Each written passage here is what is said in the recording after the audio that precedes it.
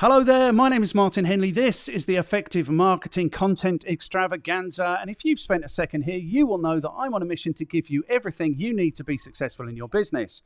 So I'm here giving you everything I know. We bring in Mel every other week to bring you the marketing news. We review the very best and the very worst of marketing content on the internet. And I pull in anyone I can find with experience that's relevant, interesting, and useful to you if you are interested to be more successful in your business through your marketing. So if you haven't yet, you should like, share, subscribe, comment, do all of those good things. That will help us get this message to more small business owners like yourself. Today is Talk Marketing. So what I have is a guest for you. Now, today's guest started out in broadcast media with Austereo Radio Group all the way back in 1996. He has been involved with the Data-Driven Marketing Association and Advertising Association since 2011 in Australia. Mainly what he's been doing since 2000 is being managing director of Action mailing lists. My writing's appalling today. He was introduced to us by both Ranil Rajapaksha and Dave Brooks. So he's in a very unique group of people who've been referred to us twice. He is described in one of the recommendations in his LinkedIn profile as the man and as the person, the go-to person when it comes to direct marketing. What you may not know about today's guest is that he has a really passionate interest in people's right to be who they are, and that is everybody's right to be who they are. Today's guest is Abramo Ierardo. Good afternoon, Abramo. G'day, Martin. How are you? I'm extraordinarily well, man. I'm really excited and happy to be speaking to you today because, by everyone's recommendation, you really are the man when it comes to direct marketing. And I'm not sure if we're going to speak today about direct marketing or data-driven marketing, or maybe you can help us with the difference between those things. Are you the man, Abramo? I prefer the word guru, and I live and breathe by the word guru. So, okay. I ask my grandchildren to refer to me as Lord or Master. Okay. That has not worked. Okay. But anyway, I can start with the concept of being the guru. Look, I think the reason I got something to say is because I've been doing this for 20 years and I've sort of picked up a trail of knowledge that I'm happy to share. So I let others judge whether or not it's useful or not. Okay. All right. Super cool. Are you being serious about the guru thing, or is this like a superiority complex that you have that you're not quite fulfilling? It's probably a complex. Okay, super cool. I mean, everybody's got nice things to say about you. Is what I'm seeing. That's actually lovely. I mean, it's lovely. I mean, like it's like any of us that actually run our own businesses have this concept. I've always had this concept. I don't want to burn any bridges anywhere I go. Right. So you kind of try to treat people the way you want to be treated. It doesn't always work. I mean, all of us in business are going to have customers or clients that will refuse to do business with us again, but it's not my doing and it's never my intent. And so it's kind of nice when people have got nice things to say about you. Yeah, it really is nice. It really is nice. And I remember when I started my business, I was a little bit behind you. It was 2005. I started my business. And it went fantastically well. And I remember the first time I lost a client and I was devastated. It's like, this isn't supposed to happen. Shattering. It's earth-shattering, yeah. It's like, but that is the truth of it. The truth of it is people come into your lives, you can support them, you can help them take them as far as you can. Yeah, exactly. That's it. Okay, good. I'm interested in this. You're saying you've done it for 20 years. Is this your business? Yes, it is. The mailing list business. Is this your business? It is your business. So you've done this for 22 years, and without wanting to over-egg it, I think that's a really interesting 22 years in the history of direct marketing. Oh, absolutely. Because like direct marketing might be, when did they start direct marketing? Maybe 100 years ago.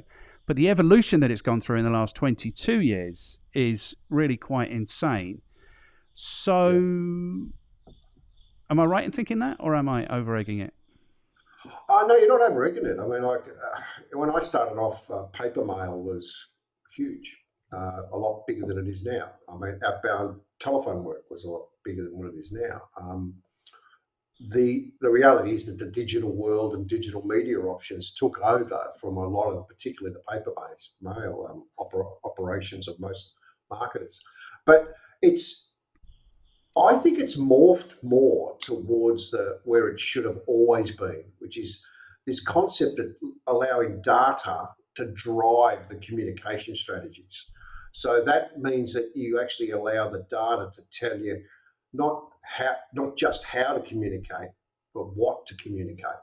And I think that that's the morphing that's happened more recently because of the access to data. A simple equation is, if you think about, to buy a terabyte of storage in the year 2000 would have cost you about $1,000. Now it costs maybe 100. So the ability to store data has changed the way we think about holding data. Then you've got people that analyse the data and can actually tell you how to use it to your best advantage. So I think that's where direct marketing's genesis is from. Direct marketing as a concept has one simple premise. It is one-to-one communication. That's all it has. Now, the best way to do that is to send the right message to the right person at the right time. Well, the only thing that drives that is the data. 100%. Excellent. Okay, cool. This is what I say to people all the time. Like, really effective marketing is just about landing firstly, having the right product, then landing the right message on the right person at the right time. That is the whole gig. That is the entire gig. The entire gig. Okay, good. You don't know because you're one of those generous souls who's just walked into this quite blind. But there is some order to this. Okay, so there are 5 questions that I ask everybody. Oh my God. Yeah, there is some an order. Agenda? I actually have an agenda. Yeah, I'm here with an agenda. My agenda is to make you look good and hopefully get you to motivate people to do better with their marketing. That's my agenda all day. I'd love to look good. Okay, cool. So, question number 1. How are you qualified to talk to us about one of your specialist subjects? I think you're going to say they're the same thing, but I'm interested to know how we're going to talk about this. Is your specialist subject direct marketing, or is your subject data-driven marketing? Which of those is it, Abramo? The specialty is data-driven marketing. Okay, super cool. I mean, every conversation I have with clients, it starts and ends with data. Without the data component to this, what you're doing is putting an advertisement inside an envelope and just hoping for the best. Yes. So it is data-driven is where my expertise lives. Now, how can I be qualified to talk about this? Wait. Don't go ahead of us. We need the order here, bro. We need the order. So I'll run through the questions and then you'll know what's coming. Yeah, and it just makes it easier for us when we clip it up and send it out. If it's just a mess, then it's just a hot mess. There's nothing we can do with it. Okay. So the first question is, how are you qualified to talk to us about data-driven marketing? The second question is, who do you do business with? How do you add value to their lives? The third question is, what is your recommendation for anyone who wants to get better at data-driven marketing? Question number 4, really easy. What should people read? Question number 5, who can you throw under the bus who might endure or maybe even enjoy to have a conversation like this with me in exactly the way that Dave and Renil threw you under the bus? Okay, so are we clear on the questions? I think so. Excellent. Okay, so question number 1, how are you qualified? What's that? Do I get a cheat sheet? You don't get cheat sheet, no. You don't get any notice. This is really what you know. I will remind you of the questions, don't worry. Okay. Like now, question number 1, how are you qualified to talk to us about data-driven marketing? I started a journey 20 years ago to get into this space. And one of the things I said to myself I would do is I would be like a sponge. I would talk to everyone that is suggested to me to be an expert in this space, and I would talk to all of them. The second thing I did is I set down an education path for myself to actually try to push the boundaries of my knowledge. Now, I'm a university educated person. I actually lecture in direct marketing. a lecture in email marketing in particular as well. But I wanted to get to a point where I actually said to myself, is there anything more to learn? And I haven't got there yet. And I haven't stopped. And I think that the reason I can speak to you today is that I've attended USA, UK, and Australian direct marketing symposiums. I sit there in lecture halls and absorb knowledge. I write journal levels of notes, and I absorb knowledge from everyone that calls themselves an expert in this space. And I've been doing it for 22 years. If you looked at why I can actually absorb this knowledge and actually transpose it, it's because I have a focus, a laser focus on what I need to know to drive my client success. And that's the stuff that I gather in terms of knowledge. So when the Association of Data-Driven Marketing and Advertising comes to me with a course content and it says, this is for you, I look at it and I say, how is that going to make me a better data-driven marketer? And more often than not, the answer is it won't. Because too much education is spent, particularly in marketing, is spent around creative, around copywriting, which I'm not diminishing as skill sets, but we spend far too much time on the creative side of advertising and direct marketing, and not enough science and analytics work in the data side of the project because it's boring. It's not as sexy. The morphing of the last 4 or 5 years, though, is that the people that are paid the most in direct marketing now are actually the data analysts and the data scientists. And I think that is showing the sign of the times, because I take it one of your expertise is digital marketing. One of the realities of digital marketing is it's very easy to implement. It's actually quite hard to analyze and to actually produce ROI metrics that means something to a business, because it's too easy to implement. Paper-based mail is a lot harder to implement, so people think about it more, but the skill set has disappeared out of today's marketer. So that's where my expertise tends to come into play. Okay, cool. I mean, the thing is, I do teach digital marketing. That's what I teach. And I'm always thinking about how you categorize. Like, if I teach digital marketing, so I teach all of it: SEO, email, paid ads, blah, blah. So I'm a generalist. I sit at the top. I try and understand how these things work together. That's how I express it to people. Now, I think, like in the way I structure my course, there's a day called Digital Direct Marketing, because it seems to me that the opportunities for digital direct marketing, like before the internet, it was phone calls, direct mail, knocking on doors. This was direct marketing before that. Now, all of these platforms have invested in some direct marketing mechanism, whether it's LinkedIn messages in mail, or it's Instagram chat, or it's Facebook Messenger, WhatsApp. They've all invested in it. So I know, because they've all invested in having these platforms, how powerful it must be. But the truth is, Abramo, people hate direct marketing. They hate receiving junk mail. They hate receiving spam. They hate being cold called. So, I mean, I am being deliberately provocative. I welcome the discussion. Okay, so people hate this stuff. So how on earth have you been able to sustain a career in direct marketing in something when direct marketing is so despised by everyone? It can't be effective because everyone hates it. That's as challenging as I could put that question. And my challenge to you is to say to you that spam is in the eyes of the beholder. If you are in the market for Viagra, is it still spam? You want me to answer? No, it's not. I mean, if I'm in the No, market for something and that's what, something arrives in my inbox which is about exactly that thing, then I'm not going to it's not spam. consider it spam. So I'm 100% with you. This is exactly how I define spam. Yeah, Spam is in the eye of the and beholder. that's where the data is the key component.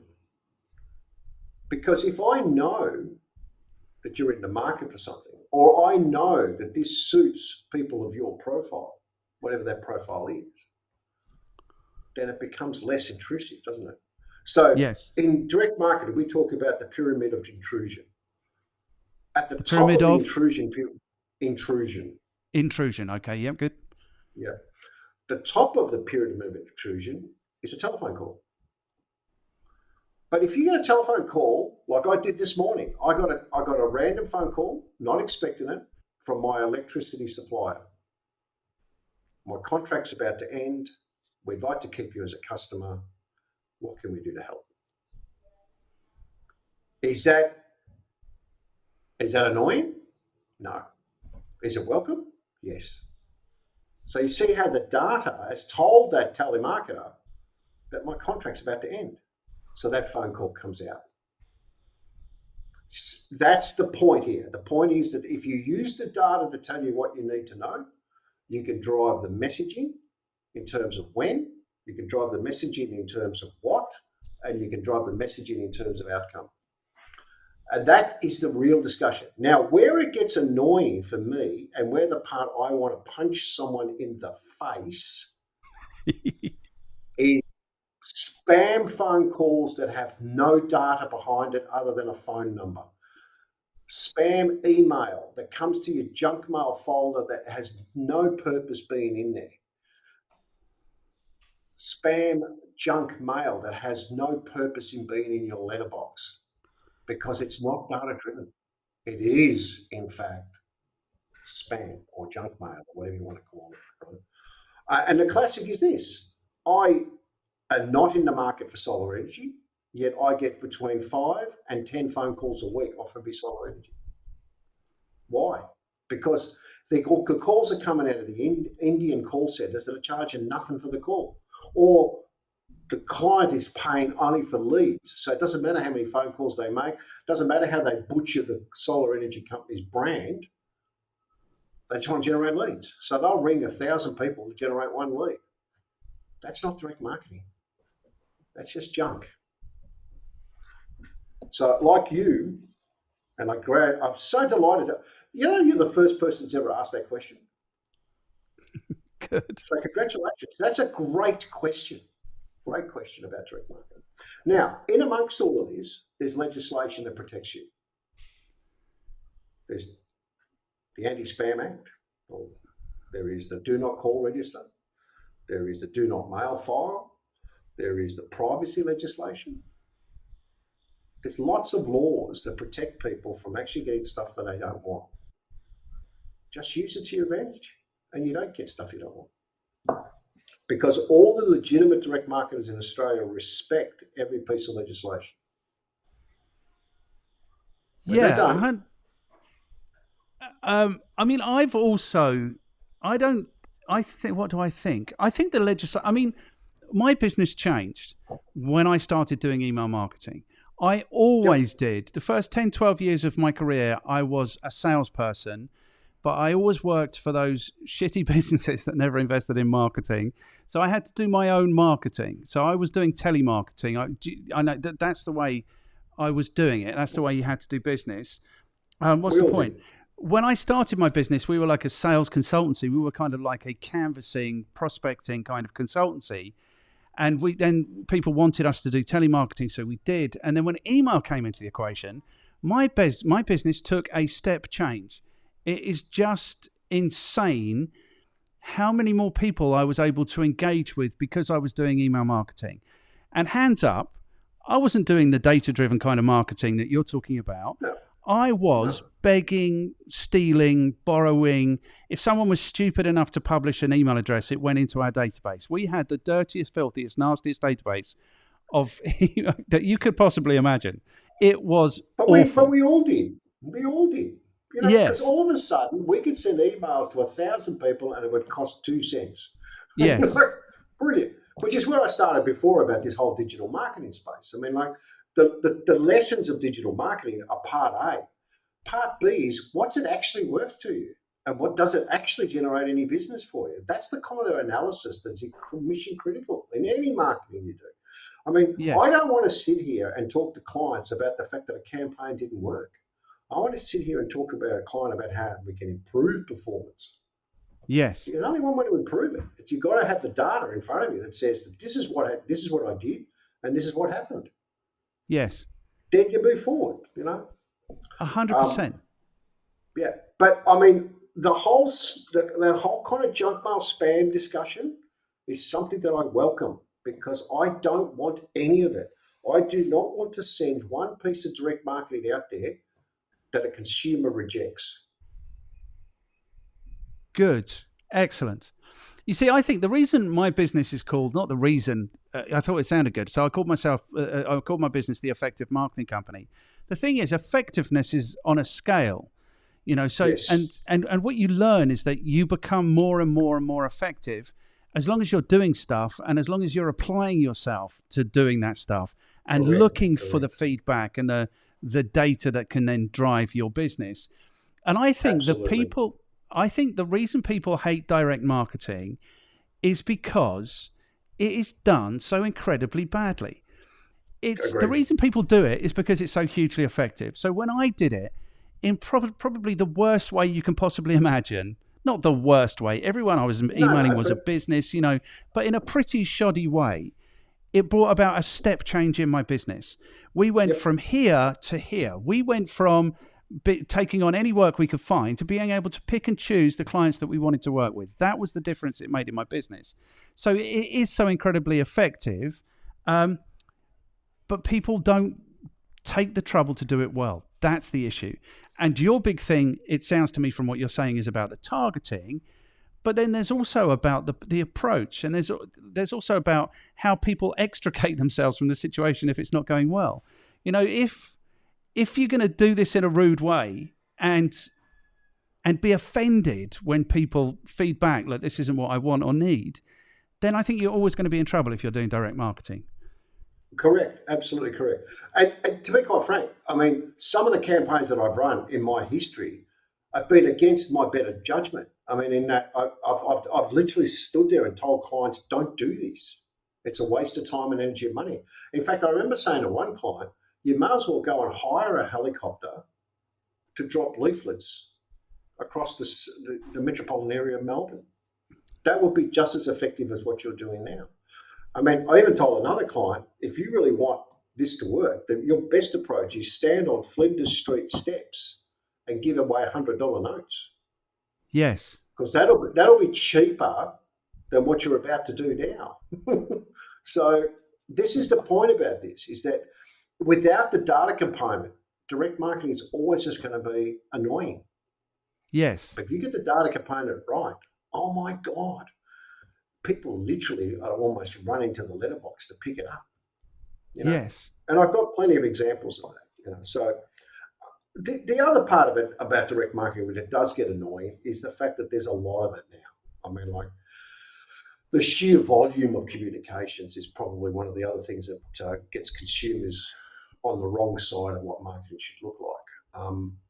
And a classic example of that is email. I mean, like I've started a process now of really pruning my inbox away from the things that I used to subscribe to all these services, and I just start pruning. Now,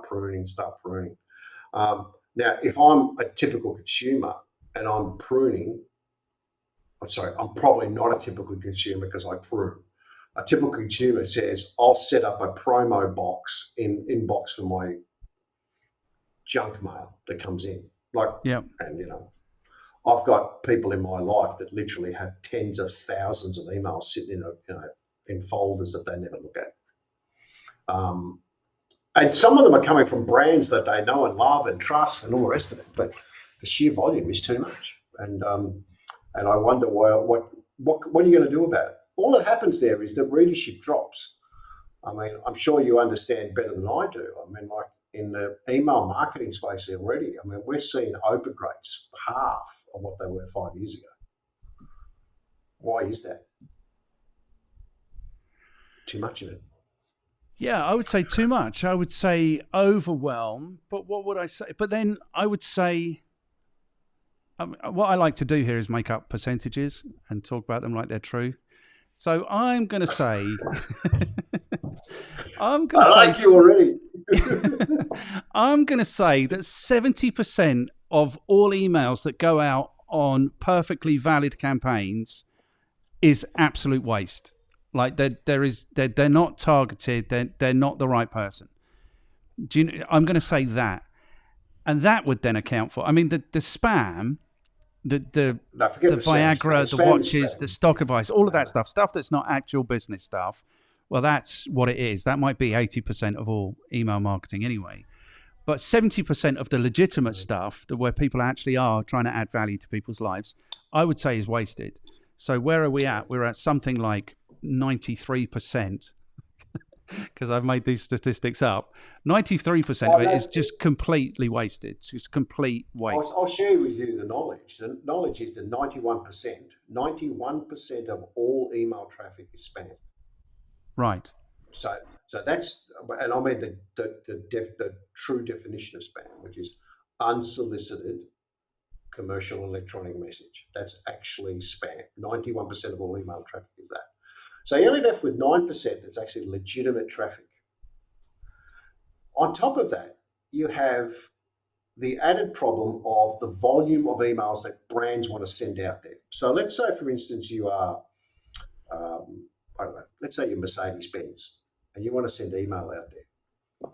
And that's a poor example, because Mercedes do a very good job of their DM. DM's a very important part of their marketing mix. But the reality is that whatever brand you've got, why are you sending that email message today to that person is not asked enough. What they're generally saying to you is that we've got a weekly email we send out and we send it to everybody. Okay. So to me, you get the results you deserve. Yeah. And the thing is, I'm guilty of this, because the only real cost of sending too many emails, that is sending like a weekly or a bi-weekly or a monthly or whatever it is, the only cost of increasing the frequency is the loss of subscribers. And this is what I tell people, but really that's a really poor indicator, because like you say, people don't bother. They just send them to inboxes that they don't even look at. And the effect is the same. You've lost that recipient, you know. So I think that's true what you're saying. I think that people maybe do send too many emails, but then also people don't send enough. Well, no, and I think that this is why it's, again, the data is the critical aspect of this, right? We have a brand here in Australia called Catch. Catch is probably Australia's biggest online retailer. They send six emails a day to some customers. Yes. A day. Now, their analytics will tell you that produces sales, full stop. Yes. And I think that that's the part that's actually really the missing link in a lot of email marketing is, what is the data telling you about your engagement rates with the audience you're sending it to? So start a plan. And then that plan is probably a month in the making. At a minimum, you need to run test campaigning over 3 to 6 months and carefully analyze what happens. Changing the message structure, changing the message tone, changing the message content, and letting the data tell you what happens along the journey. I send one email out every week that has a between 70 and 92% open rate, and a click rate that's in the 40s. Wow. Yes. Now, it only goes to 200 people. And it's my local parish church, and it's a communication to the parishioners of the church. what's the lesson in that? The lesson is highly engaged audience that's waiting for the weekly bulletin every every Saturday. And it's a message from the parish priest directly to them. There's the clues. It's not rocket surgery, is it? So if you are brand A sending out this week's specials, great. Are the specials related to any part of my shopping history? No. Okay. So I've got this one brand I like from the US, the clothing brand. It's great because the stuff fits and it's well made and all the rest of it. It's expensive, but everything lasts. I like it. Sends me women's clothing specials.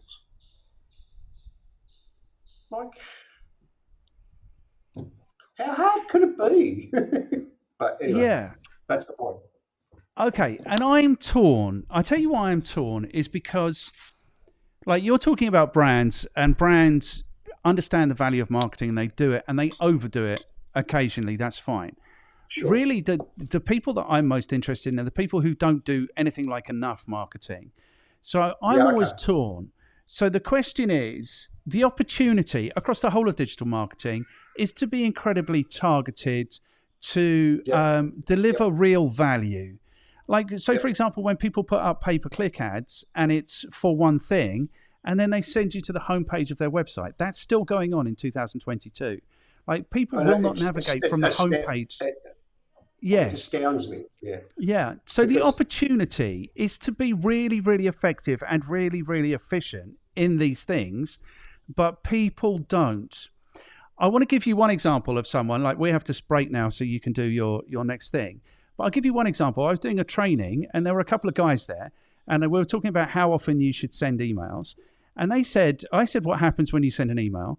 They said, we make $75,000 every time we send an email. And I'm like, wow, how often do you send the email?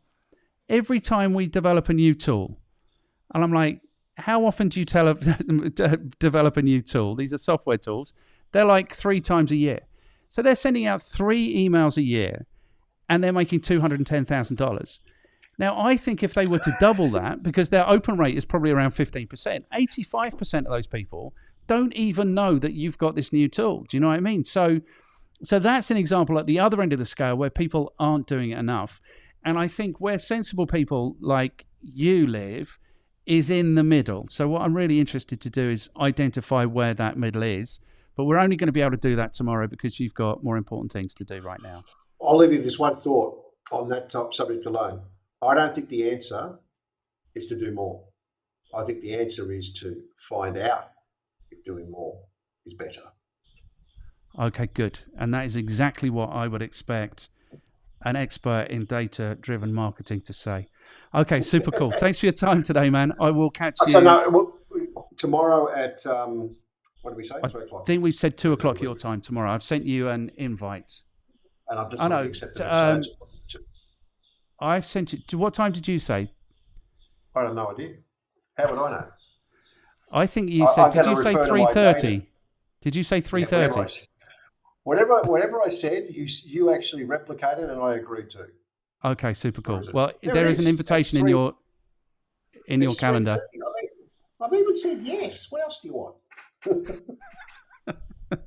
Super cool. I'm loving this chat. Thank you, Abramo. I will see you tomorrow, man. Okay. Thanks, Martin. Take care, mate. Hello again, Armando. What's that? Abramo. Sorry. That was my mind. I don't know. I don't know either. I really do worry sometimes. How many red wines did you have at lunch? It's not quite lunch yet. So it's just the gin and tonic that I had at 11's that's the issue. Okay, good. Abramo, thank you for being back. Thank you for also not respecting continuity. Everyone knows we had a break of a day to think about this, come up with some really significant answers for people. That's cool. So where we finished off yesterday is I was telling you about the experience. People were in a course and they were only emailing every 3 or 4 months when they developed something new. They were software developers. They were making $70,000 or $80,000 every time they did it. My recommendation would be that they send that much more regularly. Lord knows, if I had something that made me $70,000 every time I emailed it, I would be emailing it every 20 minutes. You're saying more emails isn't necessarily the answer. I think that's where we left off yesterday. Yeah, and it could well be the answer, but what I would do is say test the hypothesis, right? So if you've got a database of 1,000 people that you send an email to, just shave off 100 and change what you do and see if you get a different reaction. So that 100 might get 6 emails or 12 emails, once a month emails, whatever it is. And then just measure it and just see what happens to that in terms of context before you actually throw the baby out with the bathwater. Right. So Yes. it's just important in DM because, and particularly in the digital space, because you can measure it, you absolutely should every single time because the results are instantaneous. And I'll give you a quick example, just on your example, is that, for instance, if the open rate on the 3 emails I send is at 50%, you suddenly send it every month and it drops down to 10%. There's a message here. Yes. It's a very simple metric, so that's the point. Okay, and I say this to my groups when I'm teaching digital marketing. The answer to every question in digital marketing is test. Because the whole point of digital marketing, and especially now these direct marketing platforms that we've got, is the feedback, and it's instantaneous. So historically, we'd have put, 10,000 pieces of direct mail into the post, and we'd have no idea what happened to them unless somebody actually phoned up and said, look, I got your thing and I want to buy something. Whereas now we know exactly how many we've sent, we know exactly how many arrived, who opened them, all of these things. So you're nodding and you're agreeing with me. But on that point, do you also warn your students that the greatest cross they'll ever bear is the fact that we now know how many people got it, how many people opened it, how many people clicked. So they're actually putting their marketing on test every single time they send out an email campaign, every time they do a digital ad, every time they create a banner, every time they create a website. You actually now know how good you are as a marketer. That actually is a cross to bear for marketers now, because we no longer have the excuse that, it's good for the brand. It's good to get awareness out there. Direct marketers have lived by this sword since the 30s. And the reality is that we're only as good as our last campaign, and we're only as good as the response rate we achieve. So the thought process I'm saying to you in terms of teaching this stuff would be that I think it needs to come with a warning, mate. If you're about to become a digital marketing person, be prepared. You're going to be accountable for everything you do. Okay, well, that's interesting because I come from the other way, and because I want to motivate these people to do it, so that's why sure. I keep it as positive as possible. But I come from the other way, which is that we now have this feedback. So whereas previously, before the internet, the marketer would be sitting there hoping that the boss wasn't going to come and pick on them, because what could we say? We put 10,000 of pieces of content in the post. We don't know what happened. We put up a billboard. We don't know what happened. We ran a TV ad. We don't know what happened. Whereas now, because we have this feedback, that we can now tell the story of this is what happened. This was the effect. This is what we've learned. This is what we're going to do next time. So I come the other way, but I think you're entirely right. And it comes to something that I am interested in, which is this idea of actually being in the game.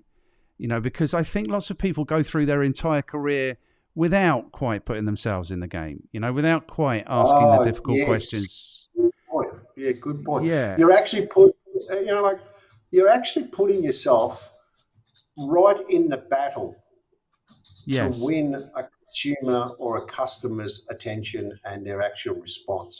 I mean, without putting yourself in that battle, you're really not doing anything. Yes. And I will pick up on one point. I actually think we used to have great metrics around the marketing we used to do. Remembering that marketing is not just advertising or communication strategies or whatever. Marketing actually is a mix of product, price, place, physical presence, physical evidence, physical people. All of those things are actually part of the marketing mix. what we're really focusing our attention on a lot these days is marketing communications. And back in the 60s and the 70s and the 80s, when we didn't have the internet to worry about, you would run a television commercial and yes, you would literally feel the sales come in the door. It's very different now because I don't think you feel it as much when you actually generate sales activity. So you go back to David Ogilvy's book on advertising, and what's the number one premise he presents to you is that if the advertising doesn't sell, it doesn't work.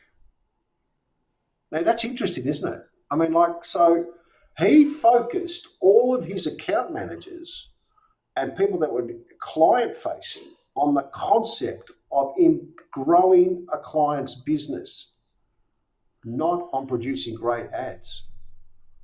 But to grow the business, you produce great ads because great ads get attention and they get response, which generates more sales, which means your clients grow and he becomes a better agency. So it actually was there. It was a lot easier back then than it is now. But a digital marketing person now is faced with the gauntlet of being responsible, accountable, measurable, but can he actually feel the sales? Particularly in a bigger corporate environment, I'm talking about too. So. Yeah. Well, I think even in smaller environments, it's like the business never wants to give you. It's interesting what you're saying because I think it's true. But the business never wants to give you the feedback. The business never wants to let you know how successful you're being. So as much as possible, they will hide the sales figures from marketing people. Yeah. And that actively goes on. I've got no idea why, because for me, this should be like a virtuous cycle where you do something, you get the feedback, you see the sales, you see the value, you see the profitability, and then you kind of go back around and you do it again. And the effectiveness gets better and the efficiency gets better because you are continuously honing it. Exactly. But business owners don't want to let salespeople know what's going on. And what you're saying is interesting because I don't know when the awareness thing became the thing, but it did at some point. Yeah. So there's a brilliant guy, Barnaby Winter, in the UK, who's like a brand guy, and he's behind like lots of household brands names, but he'll tell you they weren't household brands when he picked them up. And his thing is he calls it, I don't know exactly what he calls it. He might call it the fallacy of the broadcast industry, or not the fraud of the broadcast industry. But what happened at some point is that the broadcast industry got it into everyone's heads that everyone in the world needs to know about their products and services. And I think you would also argue that that's not necessary and it's not the case. What Barnaby says is if he needs to make 10 sales, he doesn't really want more than 10 people on his website, because it should be that targeted, that directed, that easy, that you can just convert those 10 people. Which is never the case. But the fact is, you're going down this path where this concept of generating awareness was a justification for spending more money on broadcast media. Yes. So it became this point of difference where broadcast media was your branding tool. That's how you actually branded a product. And the direct marketing, for instance, couldn't achieve brand. That wasn't there. You can't build a brand using direct marketing. I actually used to lecture on the basis that you could. But the fact of the matter is that there's a perception amongst marketers is that the only way to build brand is you've got to be in a broadcast environment, which includes outdoor advertising, it includes radio, newspapers, all the rest of it.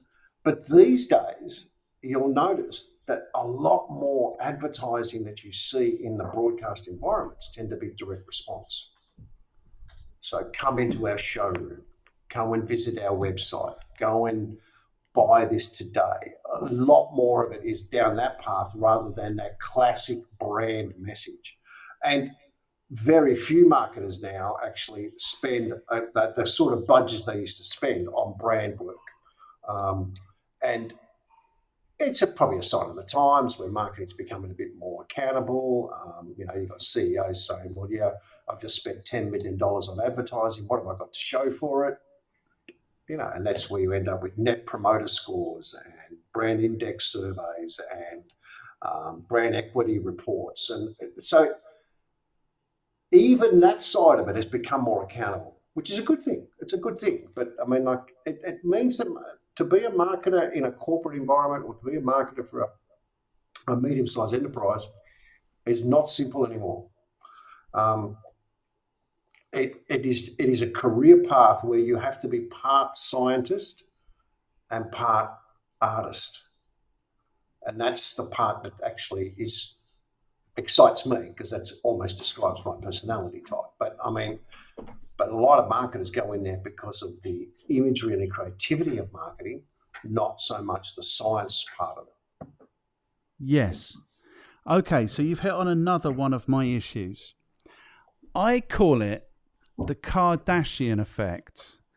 Wow. Yeah, where at the point where so many people know you, it kind of becomes really easy to make money. Do you know what I mean? At the point, I tell you who really annoys me with this is, I don't know if you're aware of a guy called Gary Vaynerchuk. Are you aware of Gary Vaynerchuk?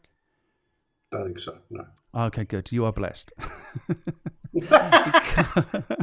Because what this guy does is he's like the most famous. He's like the Kardashian of all of the marketers. And what he says is not really very interesting or useful. It's wrong, is what he says. So I saw a talk of his, and I critique sometimes like content on the internet, and his content is on the internet. And one of his recommendations was, I can't remember which brand it was, but it was one. I'll tell you who it was. It was Salesforce. He was saying, if I was Salesforce, I would take out an ad during the Super Bowl. Oh, sure. Yeah, no problem. Yeah.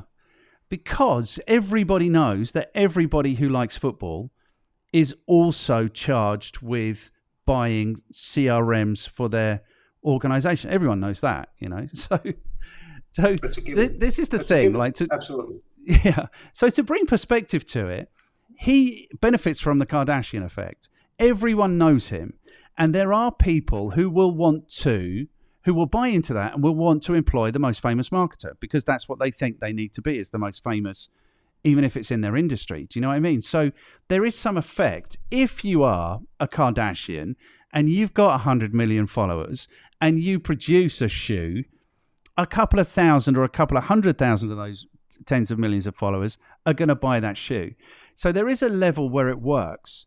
But my argument would be, firstly, it's hugely wasteful, grossly inefficient, and not appropriate to 99% of the businesses. You've just described the definition of helicopter marketing. Yes. You hire a helicopter, you fly it over the city of Melbourne, and you just keep dropping leaflets. Yes. On the principle that one of them will fall into one person's hands that will go and buy the product. Multiply that out by the 7 million people that live here, and you sell a couple of thousand products. Yes. In the meantime, you receive all these complaints about the litter you've caused. And in a digital world, we call it spam. Yes. And what the problem with spam is, and this is the only problem with spam, is that it butchers the media. Yes. So there's no respect for the media anymore.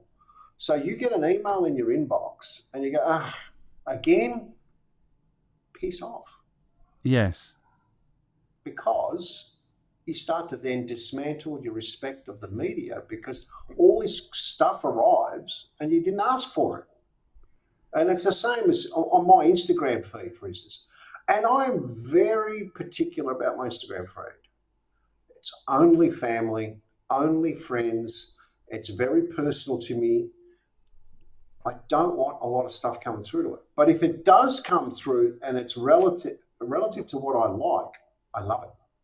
Yes. Now, for whatever reason, Instagram seems to have it right. I only get stuff in my feed that I like to see, even though it's an ad. Now, if I suddenly got Salesforce CRM software being offered to me, I'd go, what? No. So Yeah. completely agree. And I think what we've got to do is start to think about it as marketers is actually respecting the media that we're going to use to reach our audience. So all those things are important. Respect, media, and the audience. All those words come together to create a campaign that's more meaningful than dropping leaflets out of a helicopter. Good. I think that as well. And I'm glad it's come back round to spam, because I've got another question about this. I'm with you 100% that spam is in the eye of the beholder. Like, if I receive it and I don't like it and I think it's spam, then it is spam. And whoever sent it has got no argument as far as I'm concerned. And there is a tighter definition around if it's unsolicited or, and it varies in different parts of the world. In the UK, if a business has published an email address, it's fair game. You can send unsolicited mail. In the States, you can't. So there's variations in that. But I think the bottom line is, if I receive it and I don't like it and I feel like it's spam, then it is essentially spam. Correct.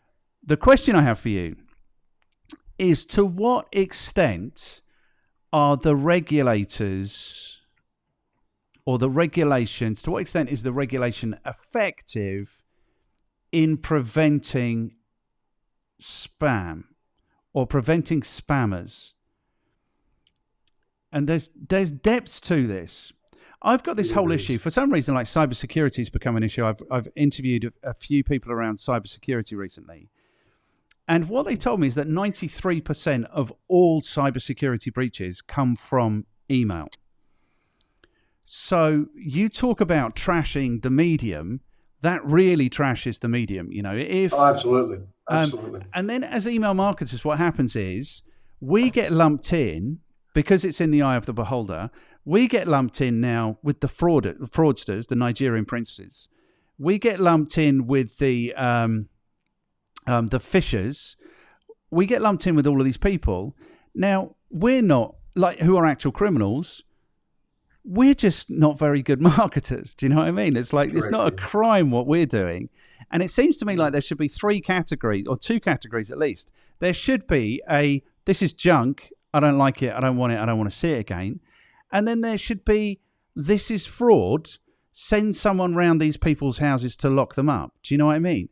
But because there's no distinction between those things, we all get lumped. We are all just spammers. The Nigerian princes, the Viagra stuff, the watches, the stock advice, all these things, the fishers, the hackers, we're all lumped in together. It seems to me like there isn't much discernment around that. There will be, if you, as the email marketer, respect your audience more, right? And remember, we started this whole conversation talking about personalization and data, right? Yeah. And let the data drive the communications. Yes. So, Matt, if you came in and bought a set of shampoo products from me, and I knew who you were, and I had a special next week on that shampoo product, and I sent you that email because you bought that and made those connections within the email that I'm sending to you, you see how that starts to reduce that kind of credibility problem with the media, because the data is driving the comms and I'm only sending it to you because you're a purchaser of that product. Where I get annoyed is that the legislators actually have no influence or power or have had any effect on the amount of unsolicited commercial messaging that gets sent out there. In fact, in the time the legislation's been in place, which is about, I think it's about 15 years, maybe 17 years, spam, which is unsolicited commercial messages, have probably quadrupled in that time.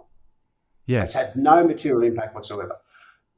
The other issue is that most of the bureaucrats that run these organisations have actually no understanding of the technicality around sending an email. Do they understand anything about demarking and DKIM and HTML code and the fact that you can route email through 15 different servers before you actually deliver it to an inbox. Email is a complicated, dark place, right? To actually craft an email and send it and get it delivered to where it's intended to be delivered is as scientific as you ever want to get and as technical as you ever want to get. Whereas our bureaucrats who run these organizations are probably, and I can't expect them to. It's a very complicated field. But to be quite frank, they don't have any idea. Now, in terms of cybersecurity and all the rest of it, the best I've ever seen with that is this, and this is the sort of stuff I love to read about, is I know of an organisation here in Melbourne where the IT department sends out phishing scams to their own staff to teach them not to actually click on unknown links from unknown emails. Yes. And what they will do is they'll send them something, and when they click this link, they get this lovely little warning message that said, "You've been caught, don't do it again." And that teaches a lesson. But what that does to our industry is that every time you get an email, are you going to click a link? Maybe, maybe not. I don't know. I'm scared. Should I be scared? I mean, this is the problem with all of our digital world now. It's because everyone's almost too scared to click a link. In Australia at the moment, if you get an SMS with a link in it, are you going to click it? Well, increasingly not is the answer. You're hovering over the... Yes. No, delete. So here's the rub on this. Number one, the brands that do this well, and there are a few that actually do it really well, will not only seek your permission to send an email, they use what they know about you to personalize that message to you, so they build credibility with you. Yes. Number two, they re-seek your permission on a regular basis, and they're not scared to delete email data off their database from people who won't revalidate their email address. They just delete it. If that means cutting their database in half, so be it. We only want to be emailing it to people that want us to email them. And they have a regular cleansing and validating process across the year to try to ensure that as many people are as engaged as possible. Is this easy? Absolutely, categorically not. Is it necessary? Absolutely, yes. Yeah, so I think, what do I think? Okay, firstly, I think the bureaucrats are singularly poorly equipped to address these issues, because it only ever will be a bureaucratic solution.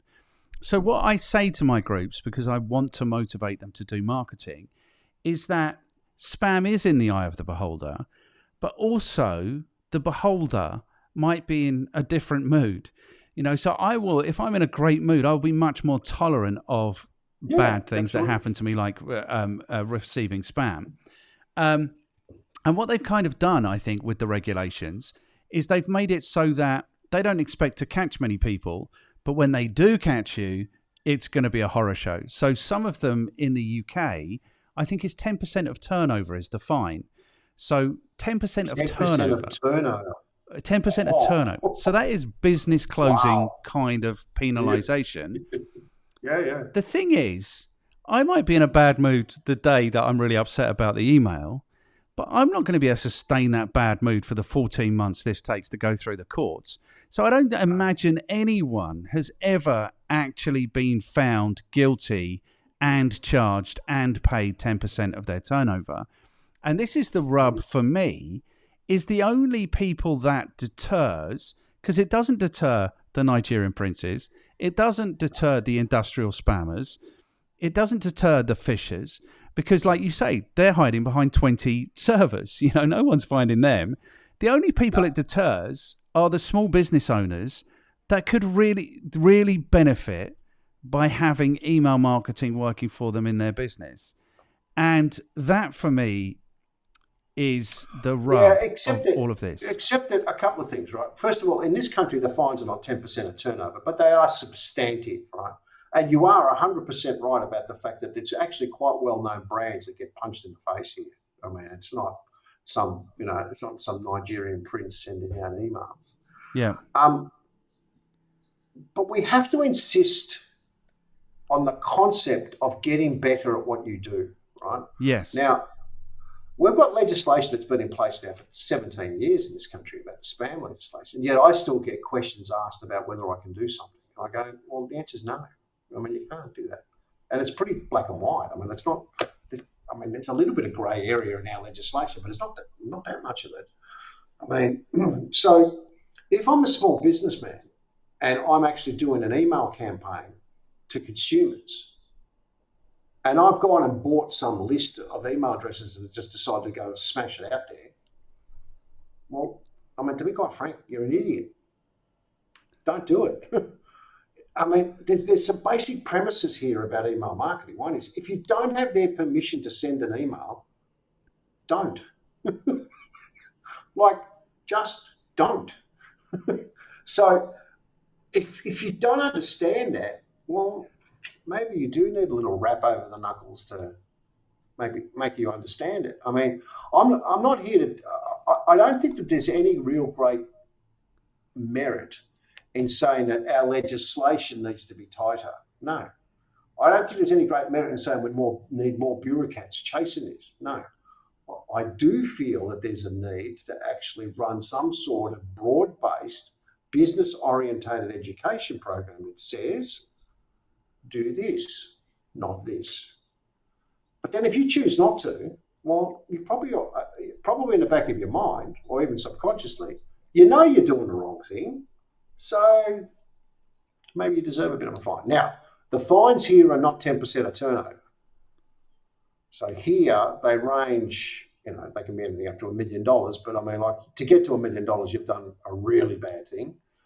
But, they're substantive enough to teach you a lesson. So I want to see businesses doing the right thing with all of their marketing, right? Remembering that we also have a do not call register. So leaving aside email for a second. I mean, if you've got a business that's doing outbound phone calls and ringing people that are on the do not call register, well, you're an idiot. Don't do it. If you've got people that have told you that they don't want to receive any communications from you, and you send them communications, you're an idiot. Stop doing it. I mean, it's kind of where I sit with this. The only other part of it too is educating consumers about this and actually teaching them what to do about the fact that they're getting stuff they don't want to get. I mean, I don't know what else to actually say to a consumer other than, if you don't want to receive something, make the phone call, send the email, send a letter, whatever you want to do.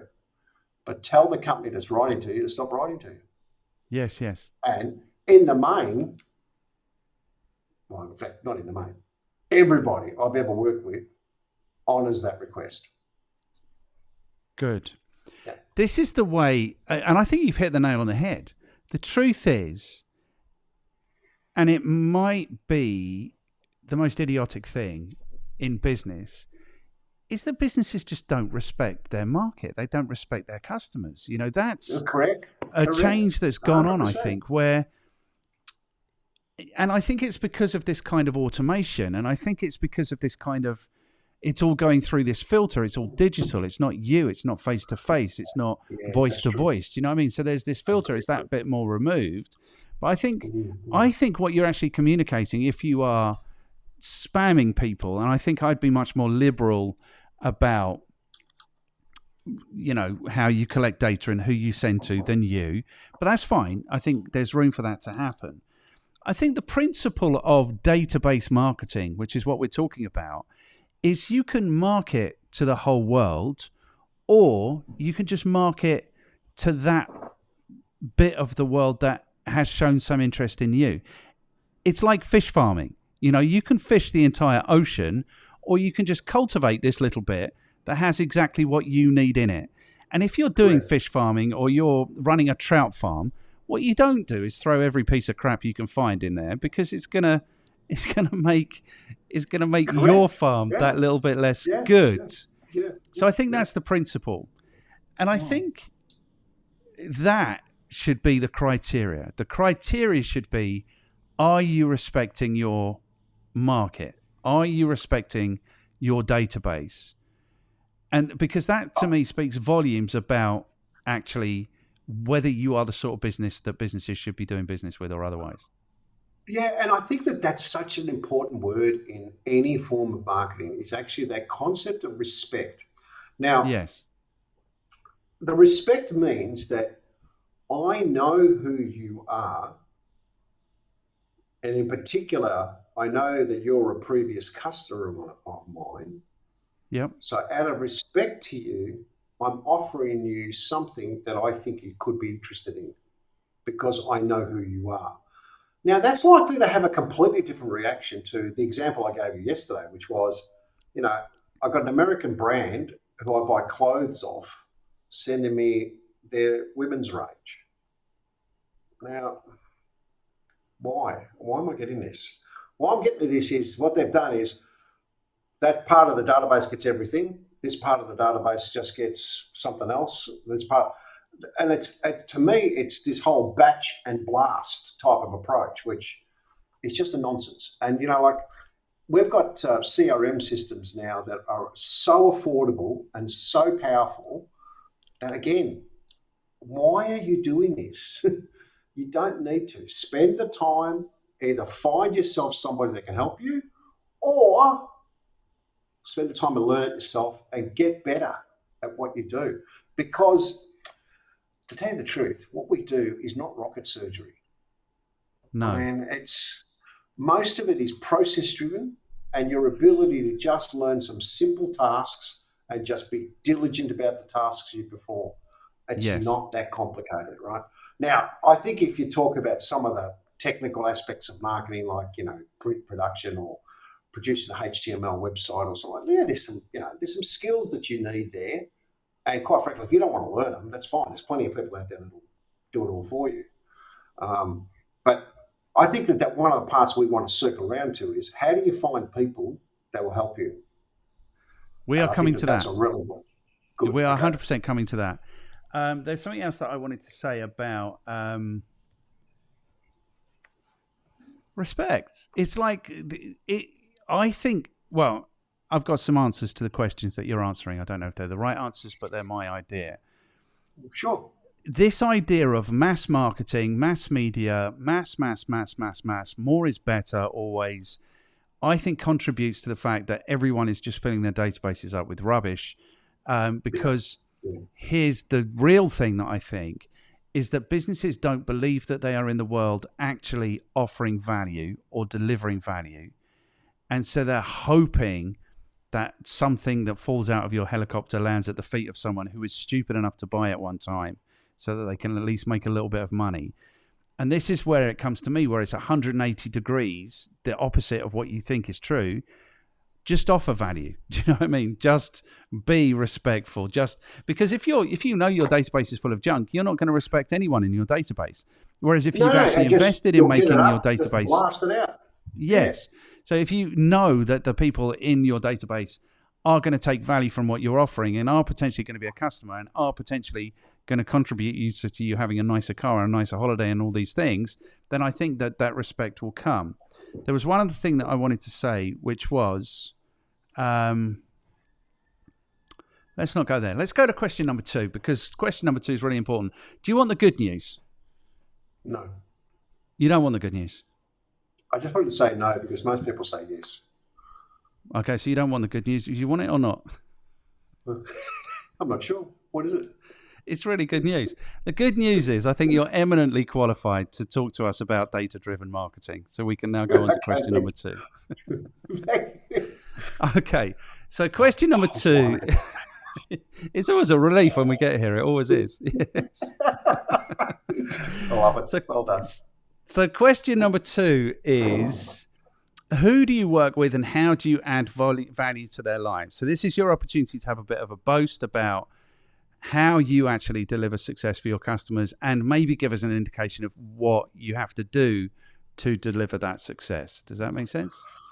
Yeah, in some ways it's a really interesting question, because I always struggle to answer this in a way, because I've got such a diverse client base that who do I work with is a question more broadly answered by this concept of high involvement purchase decisions. So I work with clients where the delivery of information is critical to making their sale.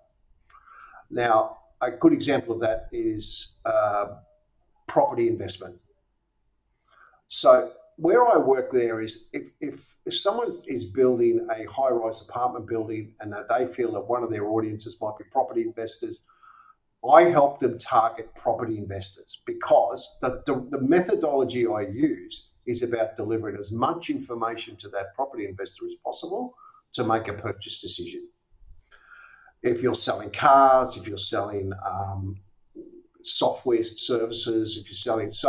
None of the stuff I do sits in any way, shape or form near that fast-moving consumer goods space. So you're not going to use data-driven marketing to sell shampoo. You're going to use things like broadcast media and other tools to actually sell that type of product.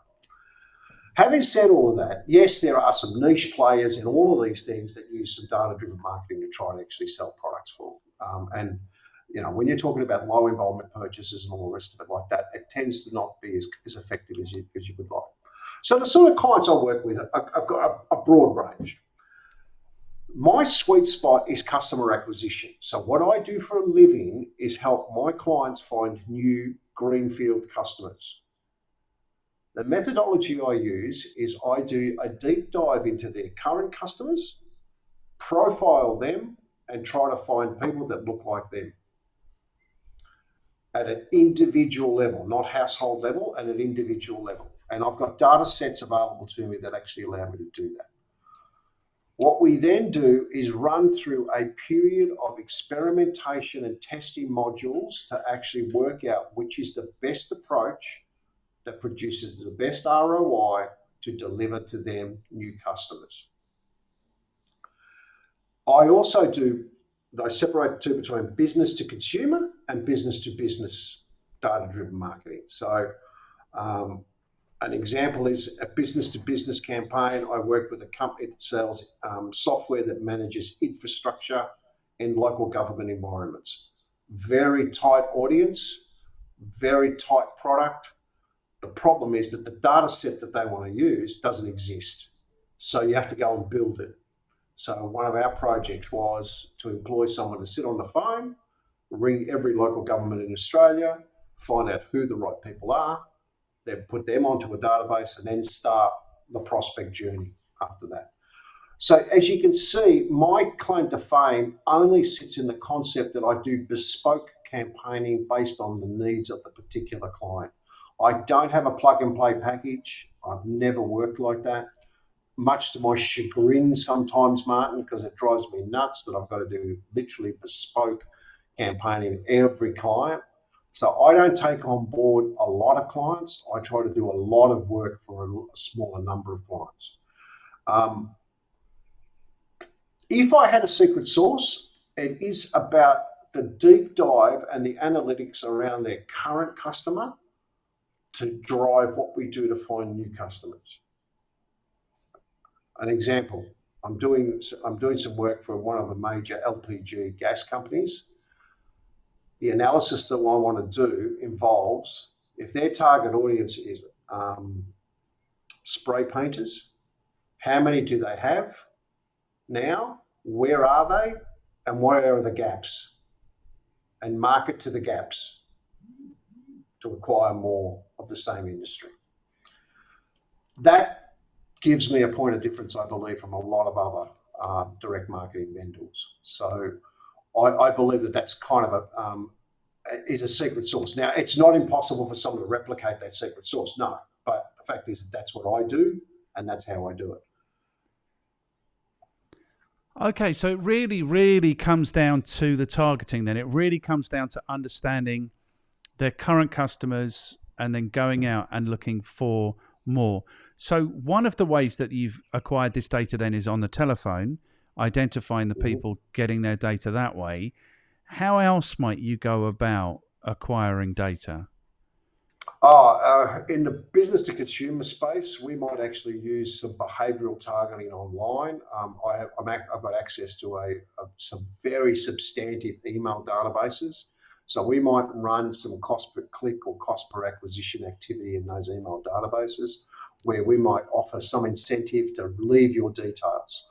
And that may well take all sorts of forms. Sometimes it's competition entries competitions built around the product category. I mean, if you're a travel company and you want to build your database up of people that are interested in travel, you might offer an incentive to complete a survey about travel intentions and then leave your details, and then they can remarket to you. If you are a B2B marketer, a bit more complicated, but I mean, can be done in the same sort of line as well. So, I mean, for instance, I'm running some campaign at the moment from one of the major universities to sell their MBA program. That's done on a cost per click basis, where we target people that are likely to be in that kind of career stage that might be interested in an MBA. But as you can see, there's a bunch of different techniques, and I don't have a package approach to it. So what is your audience? Where am I likely to find them? And then we'll work out how we're going to get to them. Okay, super cool. And for you, if a campaign's going well, what do the metrics look like? Like the receive rates, the open rates, the click rates, those kinds of things. Where do you feel comfortable that you are doing it well? That's what I'm interested to know. When the client tells me we're doing well. Okay. Because to be quite frank, Martin, you can't be glib about this. You can't be universal about this. A client that's used to getting 4% open rates and 0.25% click rates, I mean, is not comparable to someone that's getting 80 or 90% open rates because of the technical nature of their marketing. So what I tend to do is actually, again, deep dive into their campaigning and say, well, what are you expecting to achieve out of this? Ultimately, what most of my clients want, because my clients tend to be small to medium-sized enterprises, I don't really deal with corporates. What they want is sales. They almost couldn't care less about how. Not quite true. I'm just being dramatic to make a point. But if the cash register is ringing, they're happy. So my good, clever clients understand that there's a journey they've got to take a prospect through. So my job is to fill their prospect funnel up. But I've got to fill it with the right sort of prospects. So when you talk about what is my measure of success, is the conversion rate. Yes. How many prospects have I given them that are converting into customers? That's the only metric that matters. And that is a deep relationship with your client because they have to share that. If they're not prepared to share that, generally speaking, I don't really want them as clients. Yeah. Well, you're just throwing shit over the wall if you don't get that feedback, that's 100%. And the reason I'm pulling a face is not because I'm disagreeing with you, but because this is the learning for me of these conversations that I'm having. Because I always felt, I think I still feel to some extent, but there has to be a quality check in there, is that like there's a process. They have to receive it, they have to open it, they have to click, they have to do whatever's on. Do you know what I mean? There's that process. And so I think what I've always done, certainly in the marketing sense, I came to marketing from sales, but I've always felt like if we get those numbers right, then the outcomes will be right.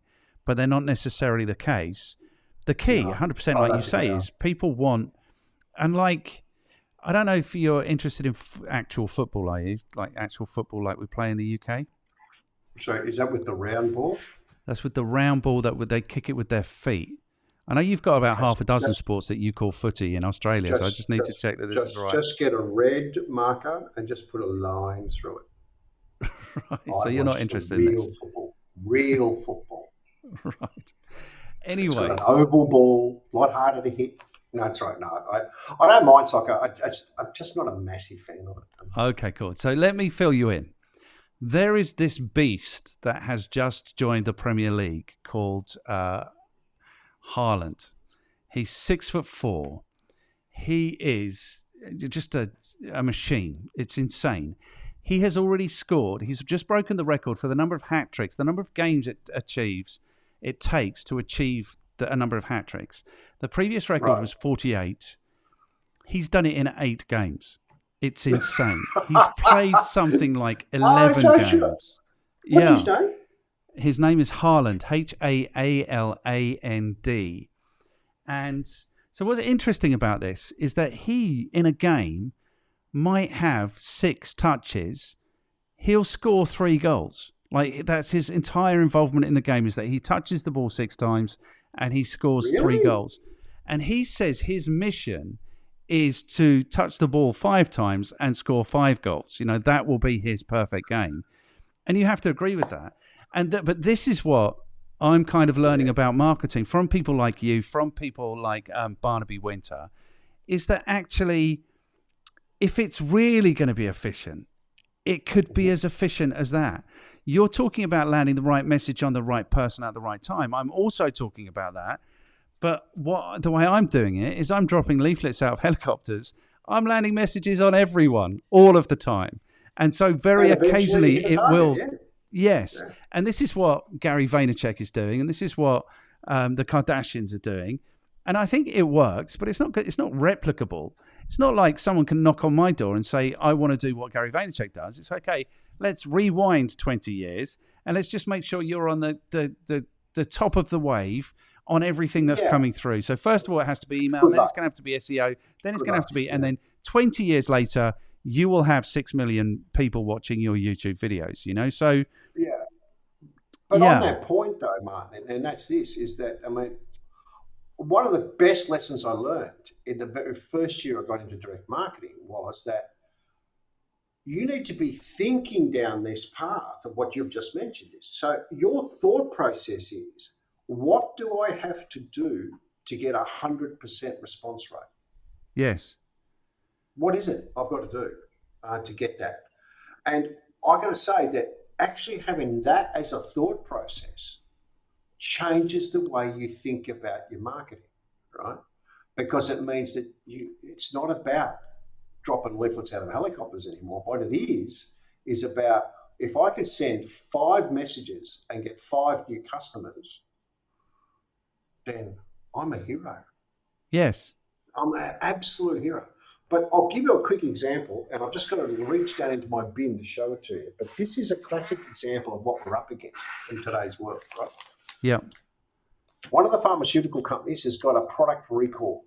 This is a mailing, paper mailing, that has to go out under Therapeutic Goods Association authority guidelines, has to go out to all of this audience.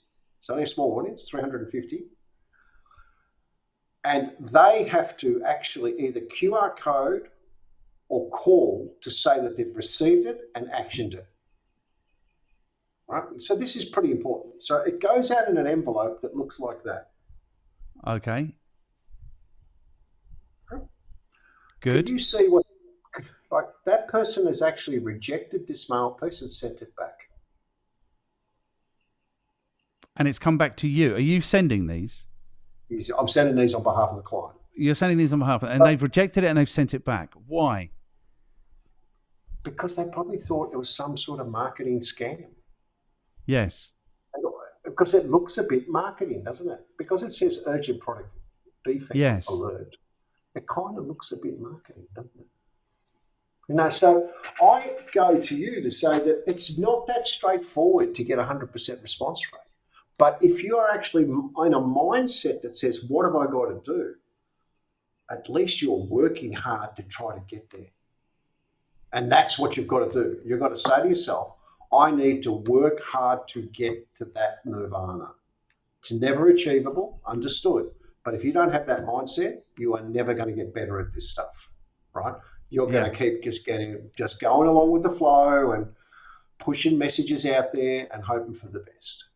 And I think that's the part that and that's my mindset. My mindset with my clients is this: what do we got to do to get better response rates? Okay, so if you're suddenly getting 0.5%, how do we get from 0.5% to 1%? Then how do we get from 1% to 2%? That's what I'm thinking about all Yes. the time. And the thing is, it's like the frogs and the princes, isn't it? It's like you have to kiss a lot of frogs to find a prince, is the attitude to marketing. But I would go further than what you're saying. And I would say it's not just about response rates. It's just your business should be designed around knowing exactly who you can help and exactly how you can help them. And then the marketing is essentially just a mechanism for communicating to other people that you could be helping. So I think it goes to the very base. Firstly, know exactly who you can add value to, exactly how to add that value, and then how to communicate that to other people.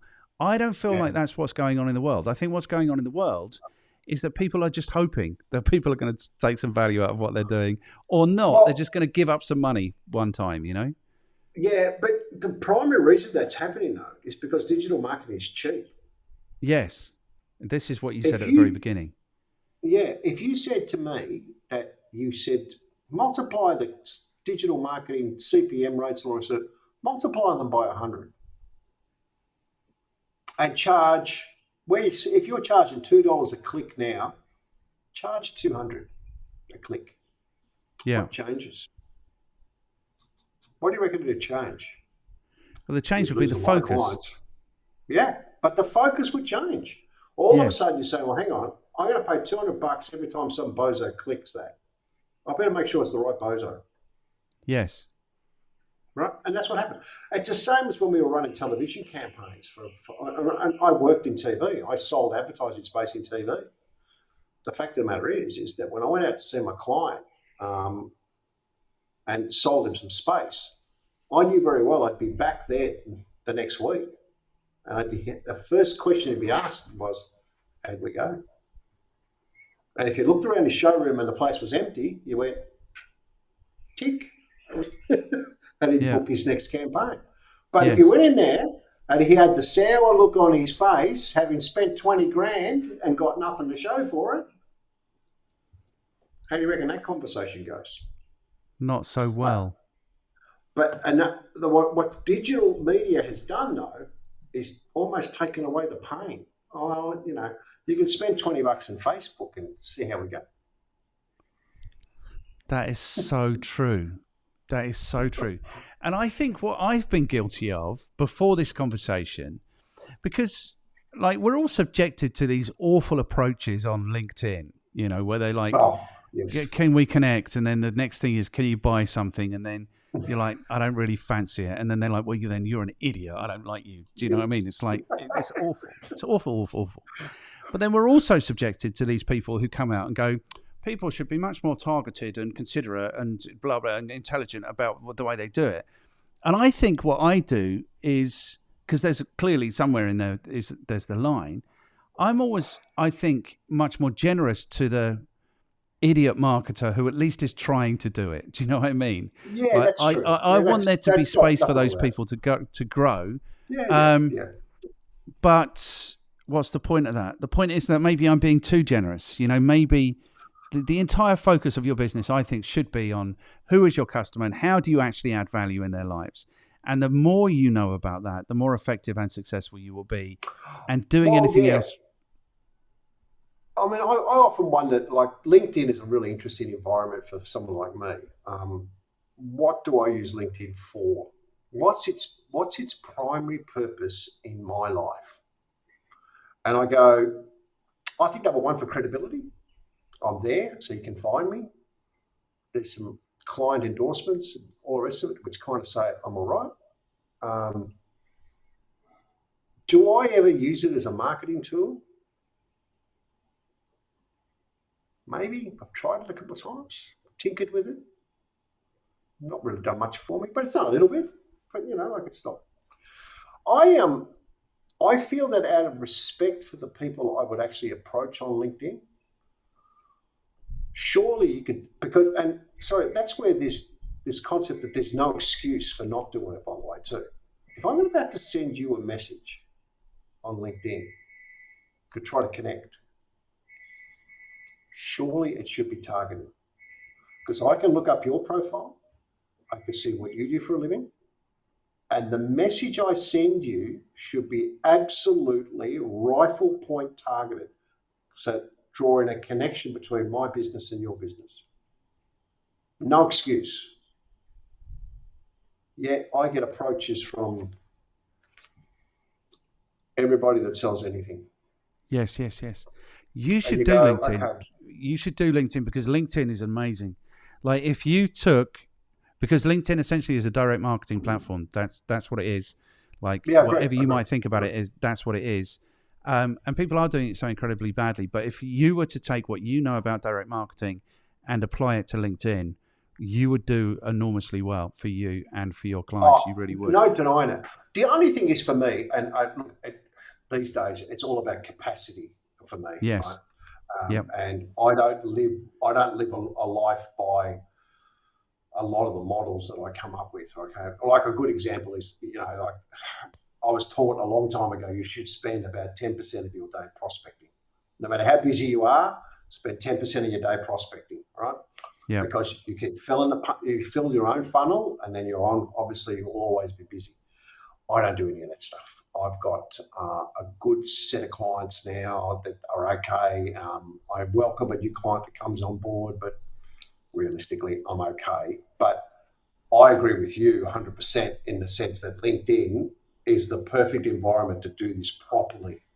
Yes. The only example I was saying to you is that I see so much of it which is done poorly on there that it really disturbs me, because you need to do the work. I mean, and I could go through my 1,000, I think I've got 890 or whatever it is, connections on LinkedIn. And yes, what I should do is go through them all and make the connections. Some of the connections the organisations are too big. So again, this is the analysis. I could go in there and I've got a connection with, I don't know, someone at Qantas. Well, I'm never going to approach Qantas to sell their marketing services. It's not what I don't have the capacity for someone like a Qantas. So, yeah, no, and I think that as well. Yeah, there's no reason that it shouldn't be as targeted as that. And you're right, it's not. But this is true of the whole of marketing. Like everyone is doing it so incredibly badly, and I think that's what brings up. I think that's like you're saying, they're trashing the platforms, but I think it makes it easier to stand out when you're doing it right. So I think that's. Oh, it does. It does. Absolutely. Yeah. Absolutely. Okay. Super cool. Question number 3: can you, in 1 or 2 minutes, so we can clip this up and put it on TikTok, give us your recommendation for people who want to get better at data-driven marketing? 1 or 2 minutes. Come on, man. I'm trying to summarize a lifetime of this crap. Good. That's how you start a TikTok video. You're on the right track.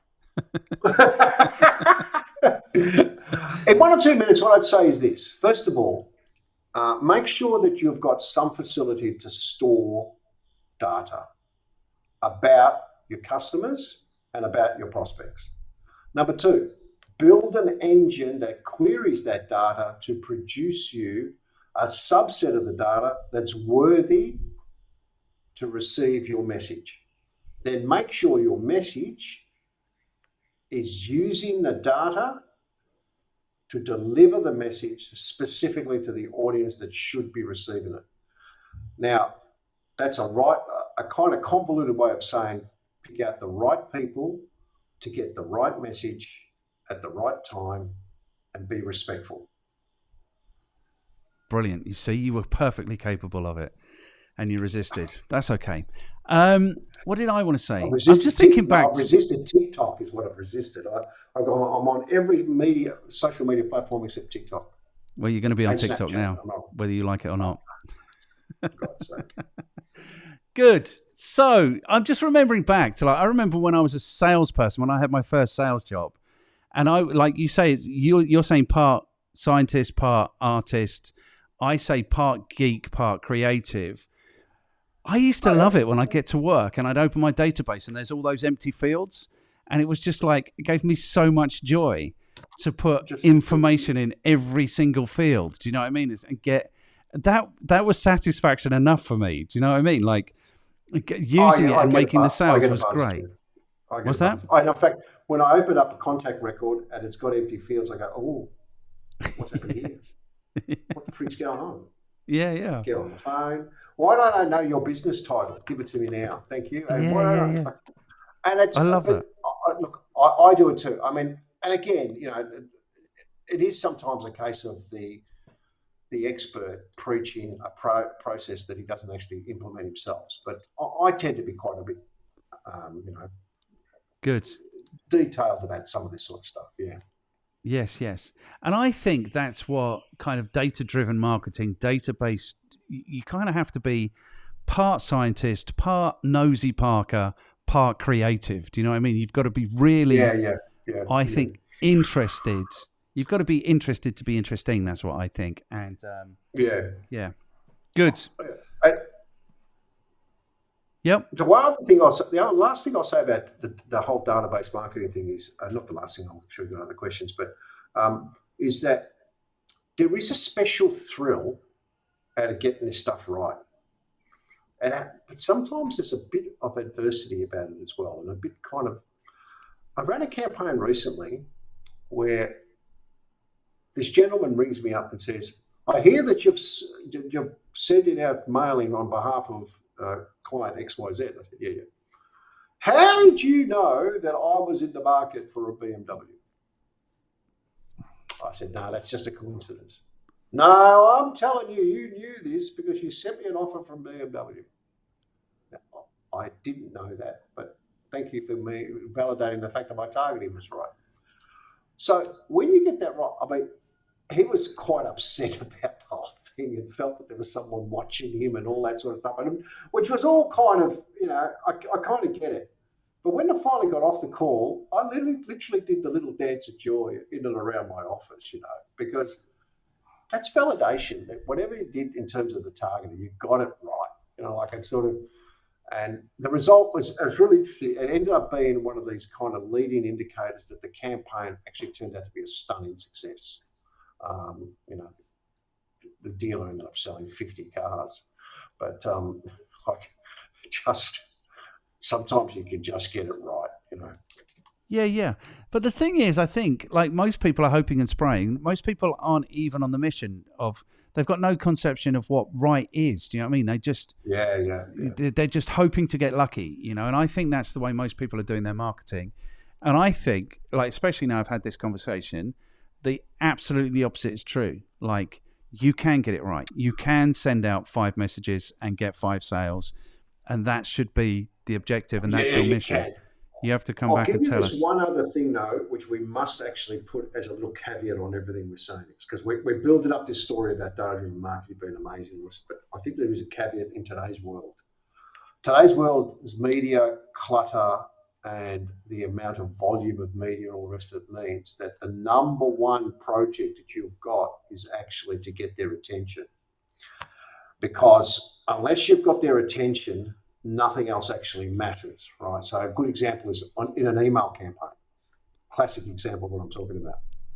If that subject line is a fail, everything else can just go flittering into the distance. You must be building the kind of environments where people actually take notice of you.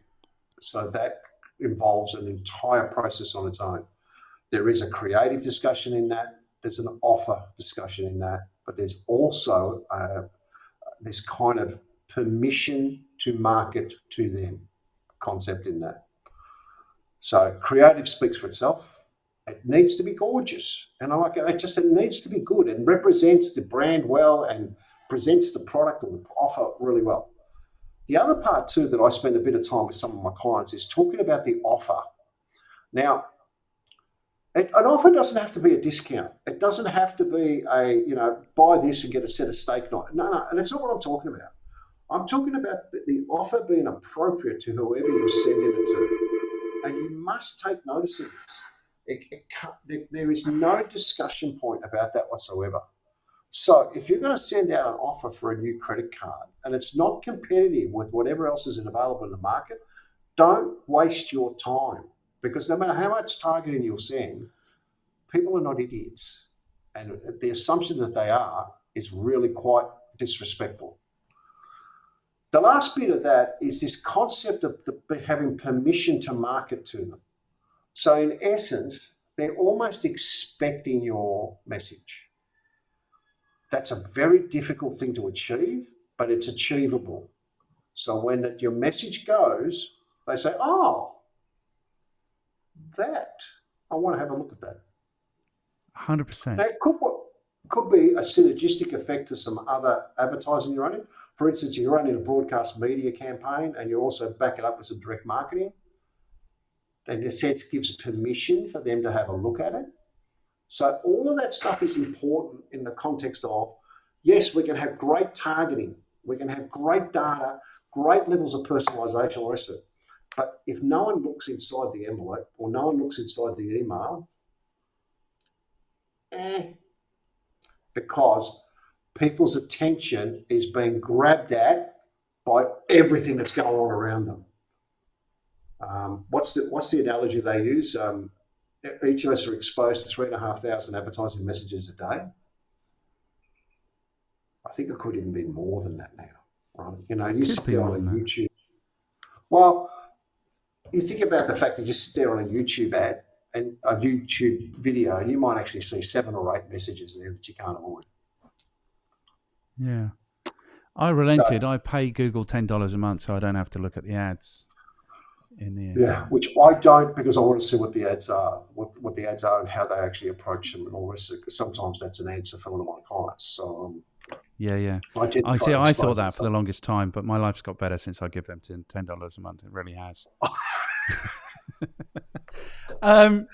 Okay, cool. Question number 4. What should people read? If you read something that actually changed your life or you think would actually have an impactful benefit for people who've got this far into the video? The very first book anyone in marketing communication should read is David Ogilvy on advertising. It's written in, I think it was either written in the 70s or the 80s. It's the most important book in advertising ever written, in my opinion. The reason is because, as I said before, there's a premise in his book that says advertising that doesn't sell doesn't work, in which case he has built an entire career in the early parts of Ogilvy that built it on that. And some of the most classic, famous ads of all time are in there. Another book is written by a guy called Drayton Bird. He's written a book on direct marketing. He comes out of the UK. He's one of the doyens of the direct marketing industry. There's another book written by, I wish you'd warned me about this because I've just got to get the titles right. Edward Nash is another one. He's written a book on direct marketing. There's an Australian book called Direct Marketing Fundamentals, written by Stan Giles and a couple of other guys. That's very much an academic book. That's a textbook. It's a bit. Now, when you pick up any of these books, they're very outdated. So just ignore the fact that they talk about things that are kind of no longer done in terms of, you know, computer programming and mag tapes and all, you know, that. Look at the concepts around DM and how to use data. The other thing I'll say to you is there's a whole pile of subscription services online that you can actually get into. Don't get too head up in a lot of this. I would actually recommend that people don't read a lot, but interact and network with people in your industry is going to be a much better process. Now, it's not something that direct marketers do very well. Sorry, just something popped up for some reason. It's not do very well. But there is the DMA conference in the US. There's the UK DMA conference. Is that still on? I don't know. And there's an ADMA or ADMA conference that's here in Australia as well. Listen and learn from the people doing the best work. Find out what they're doing. It's the best places at these conferences, and spend the time having a look at what they do. it ends up being the best way to learn it, because we always deal with this concept of test, learn, and roll. Well, if someone else has done it, why wouldn't you listen to what they've done and what they found out, and work from there? The rest Good. of it boils down to just networking with the right people. Excellent. Good. Talking of networking with the right people, somebody has introduced me to Drayton Bird. The invitation's gone out on LinkedIn. It was cool. about 6 months ago. We're just waiting for Drayton Bird to open his LinkedIn and see it there. He's an older guy. He's in his 80s, yeah. Yeah, he's in his 80s. So don't be surprised if he doesn't ever respond. If you wanted someone else to talk to, I would probably talk to someone like Malcolm Auld here in Australia. So that's Malcolm. And then okay, whoa. We're coming here now. So this is cool. Okay. We're coming here. Drayton Bird, I'm going to up the ante. He did accept the connection request. There's got to be a telephone number. I've been told he's in his 80s, and it will be he loves to have these conversations, apparently. It will be a very colourful conversation. Yeah, I need to push that harder. He's a great sharer. There's another guy. Okay, so, right, before we do this, we have to do it properly. So firstly, I have to check in and see how you've enjoyed your experience of being on the Talk Marketing Show. Ooh. No, it's been great. Cool, that was tense again for a second. I enjoy a chat about my space. I mean, I don't struggle with the concept. I love it. I love chatting to people. I probably do about 5 or 6 podcasts a year for people who are running these sorts of things. This has been good because you've asked the questions that don't normally get asked, and I think that's appreciated. I actually appreciate the questions. Cool. So that's really cool. The thing that I'm actually surprised about is that the length of time you've dedicated to this. Far too many times I have these discussions where they try to compress it to appeal to people's attention spans in today's world, right? And I think the subject requires the kind of length that we give it. So well done. All good. Brilliant. Thank you. And I think a couple of things. What do I think? I think, I'm going both ways. Like, we take all of this time. I don't want to be contributing to people's collapsing attention spans. I don't want to be contributing to that. I agree 100%. And I do want to get beyond the veneer. The trouble is with marketers is that we've done our little bit of marketing. We've done our positioning, and this is kind of where we stand, and we build like the facade in front of us. Do you know what I mean? So I just want to get beyond that. The thing about asking the questions is, these are the questions that people have put to me when I've been teaching them or I've been pitching them these services. Yeah, cool. And these are the questions that don't get answered, and these are the questions that prevent people from actually getting involved in doing this thing. Direct marketing is an amazing thing. Every business, I think, should be doing it in some way or other, and they should aspire to get really good at it in the way that you are. But if people don't get answers to these questions, then they just don't do it. It's as simple as that. Exactly. That's why I've welcomed them. I think they've been brilliant. Okay, super cool. Well, I'm glad you've enjoyed it, because that should make it that much easier then for you to throw a couple of people under the bus in the way that Ranil and Dave both threw you under the bus. People that you can introduce me to who you think might enjoy or maybe just endure to have a conversation like this with me. Happy to. Who have you got in mind? I got Malcolm Auld. Malcolm Hall? Auld, A-U-L-D. A-U-L-D. Excellent. Yeah, he's kind of the founder and owner of an agency up in Sydney that I think would be worth a conversation. And he's been around as long as I have, if not a bit longer. So he's got some very strong views about certain things. Excellent. Another guy called Mike Schutter.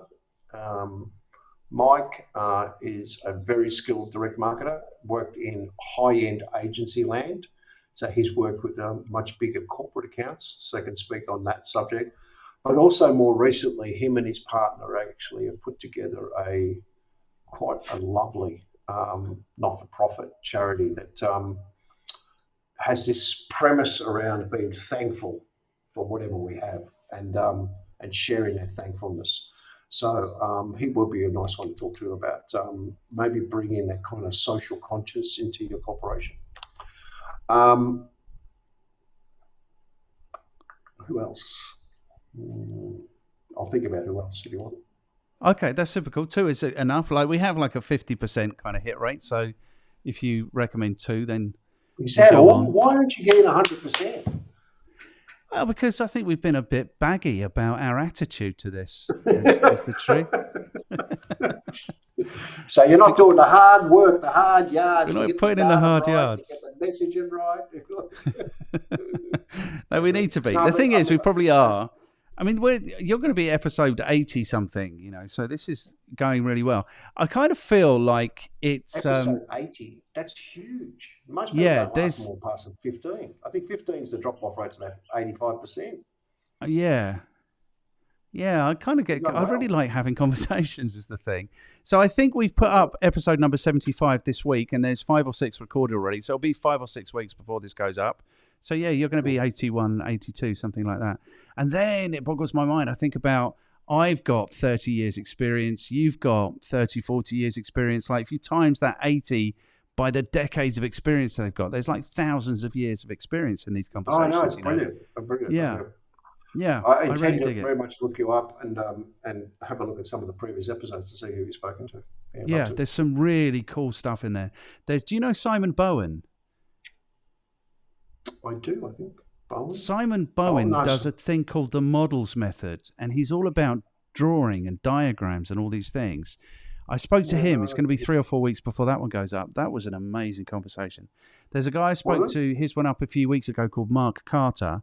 He's written a book called Add Value because he spent 20 years asking sales managers what value is and none of them knew. So he had to write this book about it. It was insane. Like it's kind of universe driven because I've got no idea who's going to recommend who.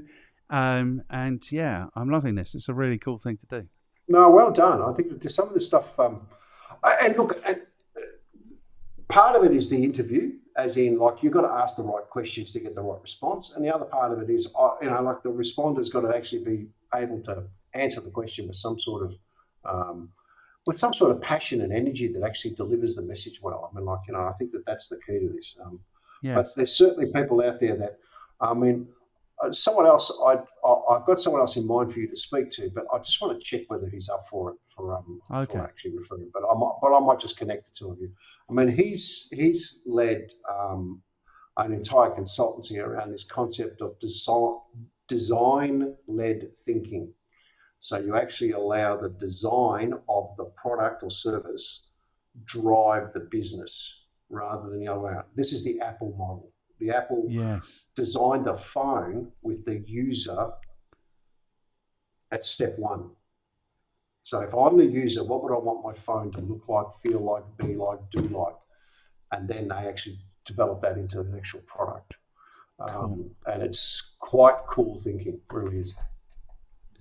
Yeah, because when I think about these things, the one thing that you can get wrong that will actually kill your business is the product.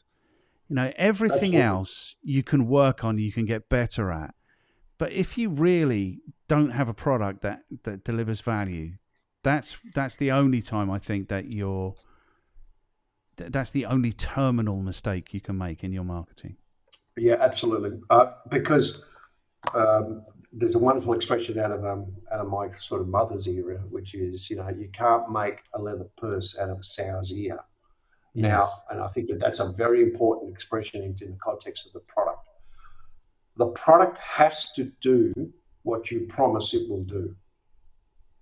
Now, it has to be a promise that it will do it, not you think it will, or it might, or it normally does, but this time what's the promise that the product will do this? When it doesn't, what are you going to do about it? That's part of the product. Yes. And we started off a conversation just today talking about the lack of customer service in our world today, right? And the reason is far too many organizations and brands are not prepared to back the promise. I also think the product will do what you said. Yeah. And so they hide. They hide from the litigation. They hide because of, bad publicity. They hide because, and I'm not sure you're aware, but Optus had a data breach here in Australia that was significant and nasty data breach. And I asked a friend of mine who I play golf with, he's an Optus customer, and he was communicated to say that his driver's license, passport details, all his identity has been lost. I said, what did Optus do to help? They sent 2 emails, was the response. Are you serious? And the CEO came out and said, we're devastated. Are you serious? Yeah. You know what you've done? So my friend George has had to go and change his driver's license, had to get a renewed passport issued, had to, he changed all of his passwords on everything he owns. It just goes on. He had to alert his banks. You've sent 2 emails. Really? Yeah. So, I agree. I'm with you. Cool. All right. Okay, this has been, what we'll do now is we'll say goodbye for the benefit of anyone who's made it this far into the video. We'll thank them enormously. We'll remind them they should like, share, comment, subscribe, do all of that good things to support us. So we'll say goodbye now for those people. And then what we'll do is we'll stop the recording and we'll say goodbye like normal human beings. Is that cool? Oh, hang on. Yes, absolutely. Lovely. Do your best to be like a normal human being. I'm just questioning whether or not that's actually what's happening here. That's all. It's what's happening. It's what's happening. So here's what I want to say to you, Abramo. I have thoroughly enjoyed this conversation. I think this is a really important thing that most businesses could be doing immediately that will impact their success. And my recommendation for anyone who wants to do it is they have a conversation with someone as generous as you. And so I want to thank you for your generosity today. This has been a really cool chat. No problem at all. My pleasure.